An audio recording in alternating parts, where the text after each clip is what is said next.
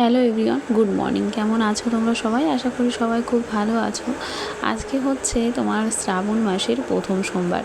আর এই শ্রাবণ মাসের প্রথম সোমবার কিংবা পুরো শ্রাবণ মাসটাই কিন্তু ভীষণই স্পেশাল। আর আগের বছরও শ্রাবণ মাসের প্রতিটা সোমবার কিন্তু নিয়ম করে উপোস থেকে পুজো করেছি বাড়িতে, মানে আমার শ্বশুরবাড়িতে। তো আজকে সোমবার আমি রয়েছি আমার বাপের বাড়িতে। তো সেখানেও আমি একেবারেই অনিয়ম করিনি, মানে সকালবেলায় উঠে মাকে আমার কিছুটা কাজে সাহায্য করেই স্নান সেরেই আমি পুজোটা করে নিচ্ছি। মা ওদিকে রান্নাবান্নায় ব্যস্ত রয়েছে, আর মার যেহেতু শরীরটা একটু খারাপ, তো টুকটাক কাজ কিন্তু একটু এগিয়ে দিলে একটু সুবিধা হয়।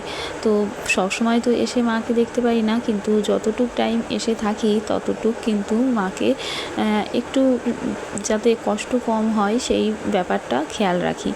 তো যাই হোক, ওদিকে মা রান্না করছে, আর বাবাও আর কি লাইন থেকে চলে এসেছে, মানে সকালবেলা সবজি কাঁচামাল নিয়ে, আর এখন বেরোবে হচ্ছে গ্রামে। তো পুজোটা শেষ করেই আবার সেগুলো গোছাতে হবে।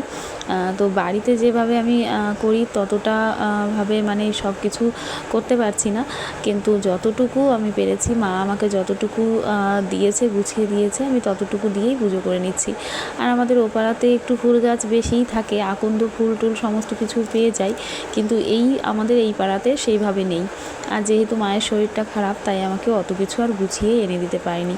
তারপরে আবার আমার মেয়ে, ও কেন জানি না, মানে সকাল থেকেই এত চেঁচামেচি করছে, কি বলবো। তো সেই কারণে ওকে সামলাতে গিয়েও আরও একটু হ্যাপা। তো যাই হোক, আজকের সময়টা দেখে তোমরা বুঝতেই পারছো কতটুকু সময়ের ব্লগ।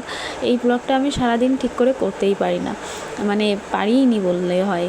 তো যাই হোক, প্রথমে তো বাবার মাথায় সুন্দরভাবে জল ঢেলে নিয়েছি, ঘি মধু যতটুকু যা ছিল সমস্ত কিছু দিয়েই বাবাকে একদম সুন্দর করে স্নান করিয়ে পুজো দিয়ে নিয়েছি। আর এদিকে দেখো, সমস্ত কিছু গুছিয়ে এখন অন্য যারা আছে আমার মায়ের আসনে, মা লক্ষ্মী, এইগুলো তো প্রতিটা আসনেই থাকে না, হরিচাঁদ, শান্তিমাতা, তারপরে আমাদের মা লক্ষ্মী। তো যাই হোক, সুন্দর করে গুছিয়ে পুজো দিয়ে নিয়েছি। আর কেমন লাগছে তোমরা জানিও। এটা হচ্ছে আমার মায়ের আসন। তো এই আসনটা কিন্তু আমার বিয়ের আগের থেকেই।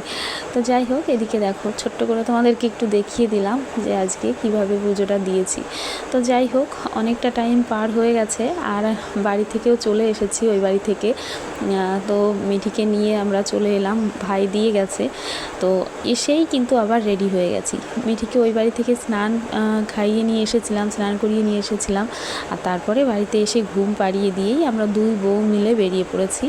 এই যে আমাদের গ্রামে আর কি, জয়ঘাটা গ্রাম পঞ্চায়েতে আর কি আজকে একটু কাজ ছিল, সবাই এসেছে অনেকেই, কিন্তু জানো তো কাজটা ঠিকভাবে করতেই পারিনি। আমার মাও এসেছিল, কিন্তু মায়ের বাড়িতে বললাম না, অনেক ঝামেলা থাকে, তারপরে শরীরটা খারাপ, সেই কারণে মা চলে গেছে। আর তারপরে কিছুক্ষণ পরে আমরাও চলে গেছিলাম, কারণ এত পরিমাণে বৃষ্টি শুরু হয়েছিল, কি বলবো। তো এদিকে দুজনার আর কি টুকটাক বাজারে কাজ ছিল, এই কিছু কেনাকাটা, যেহেতু আমরা সবসময় তো আসতে পারি না বাজারে, যখন ইচ্ছে তখন তো আর আসা যায় না। তো আজকে এসেছি বলে একটু সময় নিয়ে ভাবলাম যে না, যেগুলো দরকারি জিনিস সেগুলো নিয়ে যাই। আর শ্রাবণ মাস বলে কথা, দেখতেই পাচ্ছ দোকানে সবুজ কাচের চুড়ির কিন্তু রংবাহার, প্রতিটা দোকানেই তাই। তো যাই হোক, আমাদের কেনা হয়ে গেছে, তোমাদের দাদাভাই নিয়ে গেছে অলরেডি, কিন্তু এখনও পরা হয়নি আমার। তো এদিকে একটা ছাতা কিনবো, তো যে ছাতা আমি খুঁজছিলাম সেগুলো নেই। তো মোটামুটি এখন কাজ চালানোর মতন একটা ছাতা নিয়ে নিয়েছি। তোমরা কমেন্ট করে বলো তো আমি কোন ছাতাটা নিলাম। আর এদিকে মামা দেখো আর কি কি লাগবে সেগুলো দিয়ে দিচ্ছিল। আর এই দোকানটা কিন্তু আমাদের দোকানের একদম সামনে। আর এদিকে দেখো বৃষ্টি শুরু হয়ে গেছে, আর সামনে আমাদের দোকানটাই শুধু খোলা রয়েছে দুপুরবেলার টাইম। তো বাবা সমস্ত কিছু ঘরের দিকে নিচ্ছে, কারণ বৃষ্টিতে ভিজে যাচ্ছে। বৃষ্টিটা দেখে মনে হচ্ছিল আজকে ছাতা কেনাটা যেন সার্থক হলো। তো যাই হোক, আজকে ছোটো ব্লগটা এইটুকুই থাকলো। কেমন লাগলো